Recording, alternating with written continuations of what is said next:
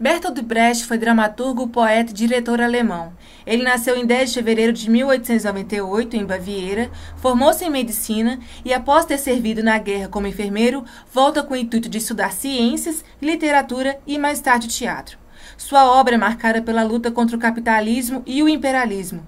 Bertolt Brecht pode ser considerado um ator das relações internacionais pela contribuição que deixou para o teatro e para as outras artes. Ele foi e é considerado na atualidade como um grande dramaturgo, por ter revolucionado a dramaturgia e a encenação do teatro no período das duas guerras mundiais. Brecht alterou a função e o sentido social do teatro. Para ele, o palco deveria ser um lugar para politizar e conscientizar a população.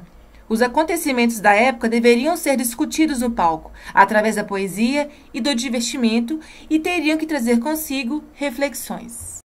Naquela época, o teatro dramático não propunha um distanciamento do espectador com a sua vida real.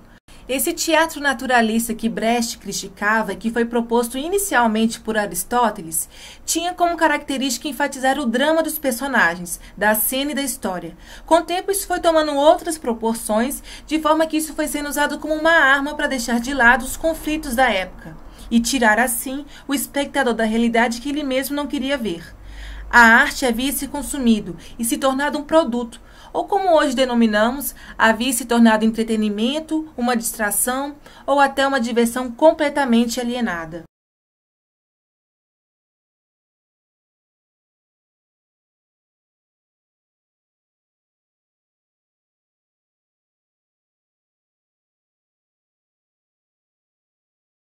O teatro épico proposto por Brecht visava um distanciamento do espectador com o espetáculo. Não se iludir ou se ludibriar com a história ou com a trama, ou se deixar levar pelas emoções dos personagens, traria consigo uma tomada de consciência e análise. O espectador se emociona, se envolve, mas ele ocupa ali um papel de observador, despertando assim uma visão crítica e forçando-o a tomar decisões. Faz parte do estudo de Brecht encontrar, questionar e compreender o mundo em que ele vive e participa. O teatro teria que ocupar uma posição científica. Tanto o ator e tanto os que estão envolvidos na encenação, quanto o público, deveriam se tornar observadores e cientistas. O homem seria o objeto de análise. Ele se transforma e pode transformar continuamente.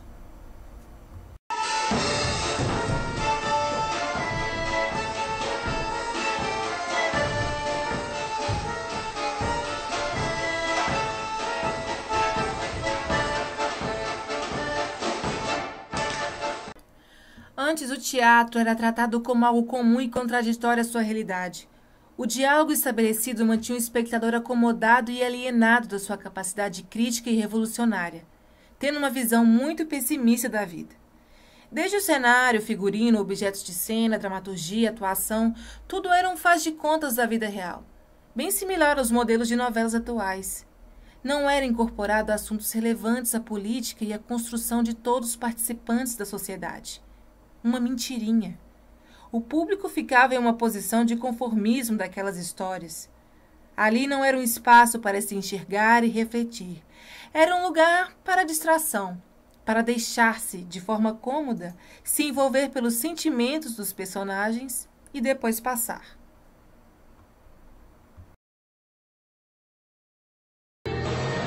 O pior analfabeto é o analfabeto político.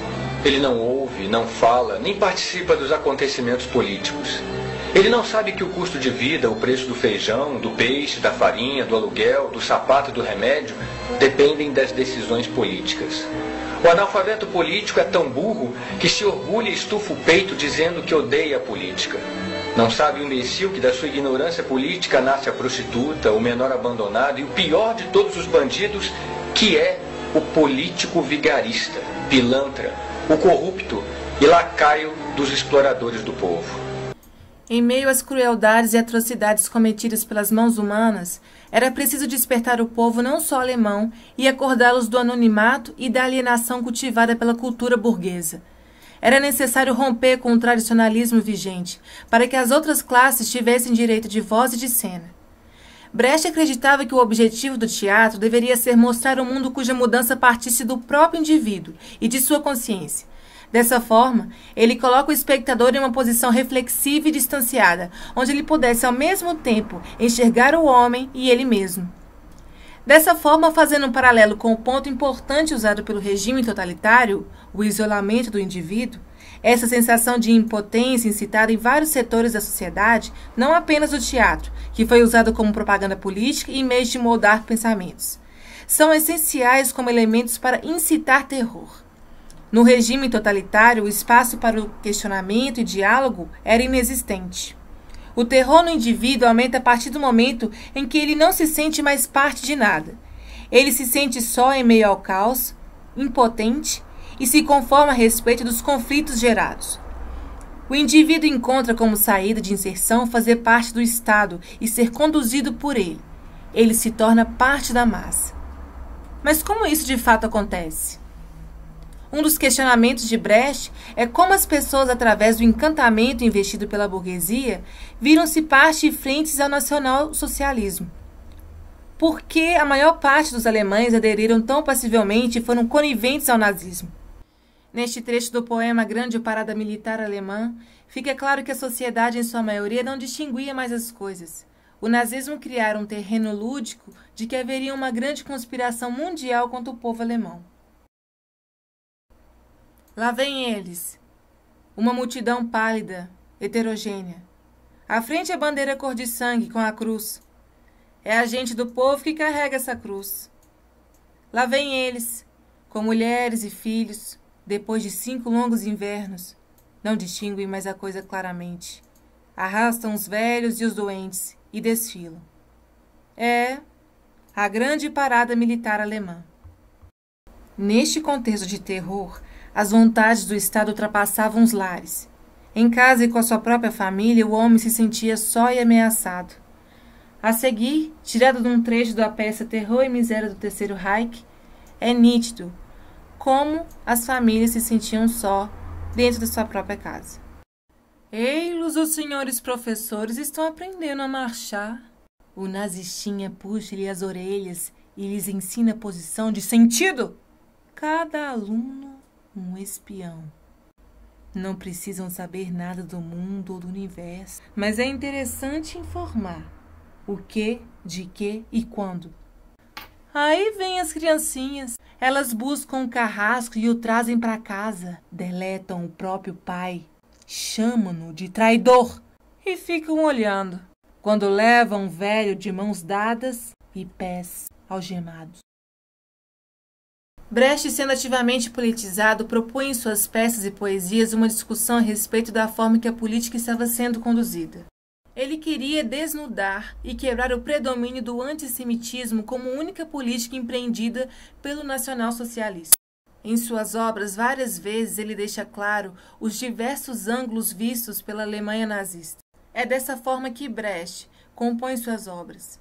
Ele deixa claro nelas suas insatisfações com o contexto social da época. Há muito tempo que não estamos em guerra. De onde nos vem a moral? A paz é uma confusão, um desleixo. A guerra põe tudo na ordem. Em tempos de paz, a humanidade aumenta à torto e a direito. Desperdiçam-se homens e gado, comem até se enfartar. Um naco de queijo num belo pedaço de pão branco e depois uma fatia de toucinho por cima do queijo. Quantos homens novos e quantos cavalos há por aí na cidade? Ninguém sabe. Estive em sítios onde há 70 anos não há guerra. As pessoas não têm nome, não se conhecem a si próprias. É preciso guerra para haver registros e inventários. Metem-se as botas em fardos, o milho em sacos, os homens e as bestas numerados e arrumados. Sem ordem não há guerra. A guerra custa a começar, mas depois desabrocha, floresce. Ninguém a para.